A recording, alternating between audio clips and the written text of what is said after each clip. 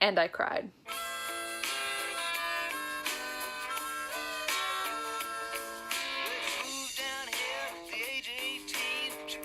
Hey guys, it's Brooke, and today I'm doing a video that I have wanted to do for a long time, and it is on a very specific topic which I don't know how many people will watch, but I feel strongly about this and I've wanted to make this video for a long time, and that is about Tom Petty. If you don't know who Tom Petty is, he was the frontman of Tom Petty and the Heartbreakers, an American rock band who put out music from the early 1970s all the way up through the 2000s. He also had his own extensive solo career in which he put out his own music. He sung songs like American Girl, he sang Free Falling, stuff like that. And he passed away in October of 2017, which was a while ago. That was almost 6 months ago, which is crazy. And this death hit me pretty hard. I was a huge Tom Petty fan, still am a huge Tom Petty fan, and I never got the chance to see him live. I never will now, and I've been working on this video idea for a long time, kind of building this list in my phone, and this idea is basically 5 Tom Petty songs that are harder to listen to after he died and kind of apply to the situation of his death. So the first song that I'm going to be talking about is his song off of Full Moon Fever called I Won't Back Down. Dragging me down, gonna stand my ground, and I won't back down. I won't back down. Hey, baby, there ain't no easy way out. Minutes after hearing of Tom's death, I gave him the most heartfelt tribute that a millennial can give nowadays, and I posted a memorial post to him on my Instagram page. One of my old friend's little brothers commented, "Well, he didn't back down, did he?" And I cried. This song is also kind of special to me because it features a guitar performance from George Harrison, who was my favorite Beatle and one of my favorite people of all time. I love George Harrison. Obviously never got to see him either because he died the year after I was born. But yeah. So that's a special feature. And the lines, well, I won't back down, no, I won't back down, you could stand me up at the gates of hell, but I won't back down, are obviously talking about struggles that you face while on Earth. But in this light, talking about the afterlife is kind of a touchy subject. I feel like those are the most impactful lyrics, that whatever struggles he faced on Earth, he wouldn't back down. And thankfully, you know, Tom didn't struggle from a terminal illness like cancer or dementia. He had a heart attack, which is, you know, a pretty quick way to go. But in light of thinking about the way people die, this is a hard song to listen to. And I just says, no, I'll stand my ground, won't be turned around. Well, I know what's right. I've got just one life. In a world that keeps on pushing me down, I'll stand my ground and I won't back down. Staying strong in his beliefs. And this is just a really good song that makes me emotional. Now we smoke cigarettes and we stared at the moon, and I showed you stars you never could see. One of the most beloved songs from his Torpedoes album, Even the Losers, is a more humble take from Tom. He talks about how he was able to spend time with someone who he felt was out of his league, and uses the term, even the losers get lucky sometimes. This song makes me emotional because it can be looked at in several different ways when applied to his death.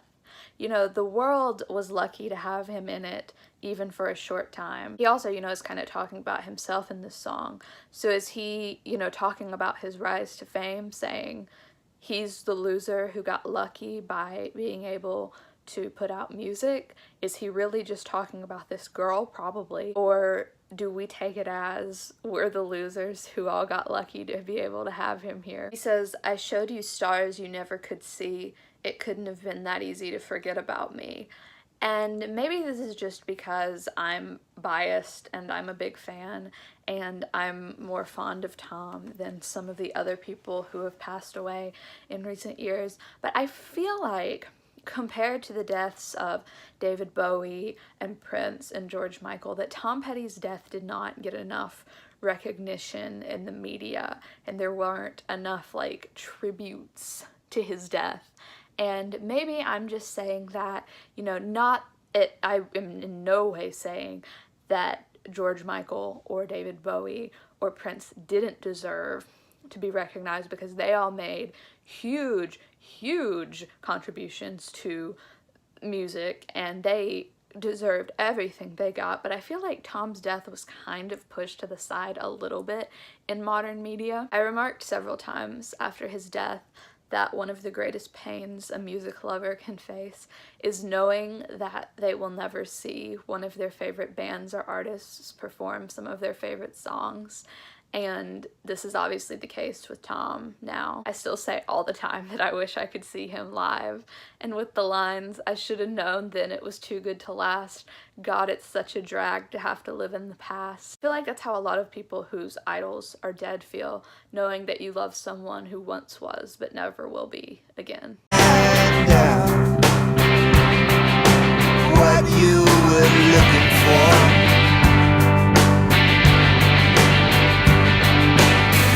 I got a room at the top of the world tonight. This song, Room at the Top, gives the listener and fan of Tom Petty almost a sense of peace. The reason that this song is emotional is no secret. It's a pretty self-explanatory song. Tom discusses that he has a room at the top of the world where everyone can drink and forget everything that went wrong in their lives and just be happy. These lyrics can't help but give you a visual of where Tom is now and where he has the best view of all of the beautiful things. He also says, "And I ain't coming down," reminding you that he is no longer going to be exposed to anything painful that might have happened to him in the world, and that he is happy and at peace. The lyrics, "I wish I could feel you tonight, little one, I want to reach out and touch your heart," shows that he still has sympathy and love for those that miss him, but one day they will have their own room at the top too. It's almost as if this song was written by Tom to be played after his death. I don't believe the good times are over. I don't believe the thrill is over. Real love is a man's salvation. Straight Into Darkness was a song that I did not know before Tom Petty died, and I remember the day before Tom Petty died was the tragic Las Vegas shooting, and then Tom Petty died the next day. And I came home from school the day Tom Petty died. I had just read about it on Instagram, and I was absolutely heartbroken. And I remember I got on Spotify, and on the home screen of Spotify, there were two playlists, and one of them was just called Peace, and one of them was This Is Tom Petty. And I listened to the This Is Tom Petty playlist, and this song came on. And it's a somewhat cheerful sounding song, but it really does have a dark presence. He opens up talking about a girl who he once loved. He delivers lines about a love that became unrequited on her end. He talks about feelings fading, and what really hit me were the lines, "I don't believe the good times are over. I don't believe the thrill is all gone." When I listened to this the day that he died, I mean, I sobbed. These lines completely encapsulate my pain as a longtime Tom Petty fan, knowing that I never got to see him when he was alive, and now I never will. These lyrics absolutely broke my heart, not even really for Tom, but for myself and the thousands of other people who will never have the chance of seeing him or will never have the chance of hearing new music by him. Well, I don't know, but I've been told you never slow down, you never grow old. I'm tired of screwing up, tired of going down, tired of myself, tired of this town. And finally, Mary Jane, here it is, The Killer. This song has always had a place in my heart since I was little. For as long as I can remember, my mom has always gone around singing this song. She always goes around singing, "Oh my, oh hell yes, honey, put on that party dress." And no one in my family remembers this but me. But when my little sister was like probably 4 or 5, my mom would sing that a lot, and my little sister would go around singing that too, which was funny because she was like 4, and nobody else in my family remembers that, but that did in fact happen. And this song is just kind of what I've always considered to be what I call a perfect classic rock song, and it just has that vibe to it. This is a song that now gives me chills to listen to, but it also kind of leaves me with a smile on my face when I remember the person who wrote it. This song came out as an extra track on Tom Petty and the Heartbreakers' Greatest Hits album, which was funny because this song did become one of their greatest hits even though it wasn't released prior to the Greatest Hits album. Even though Tom was approaching middle age when he wrote and put out this song, he somehow like encapsulates the feelings of teenage angst really well and accurately in this song. The chorus of this song, "The Last Dance with Mary Jane, One More Time to Kill the Pain," can be interpreted many ways. There's some people who think that Mary Jane is the Indiana girl, which is obviously like the duh thing.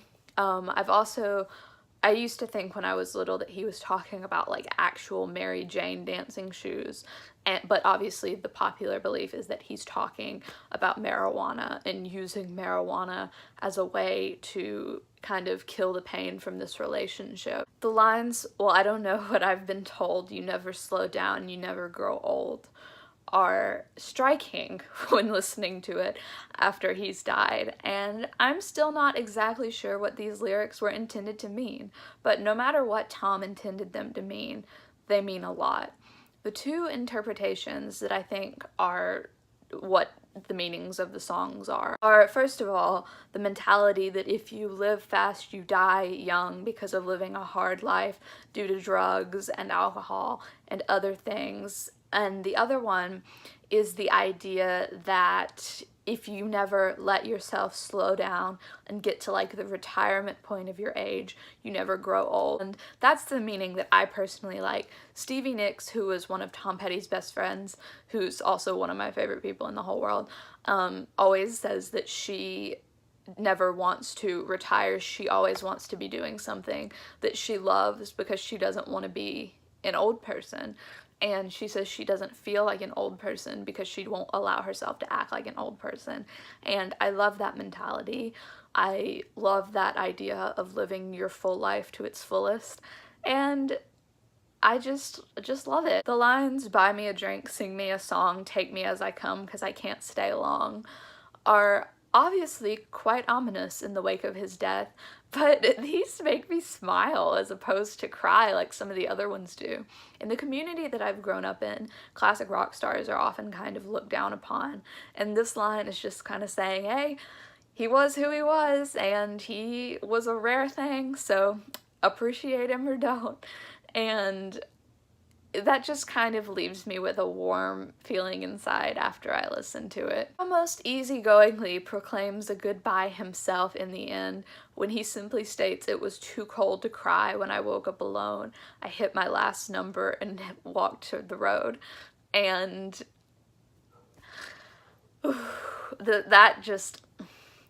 I think that's a beautiful closing to that song, and a beautiful song that makes me feel the most when listening to Tom. And I may actually technically have a 6 bonus song. But the sound of his voice when it follows me down and reminds me,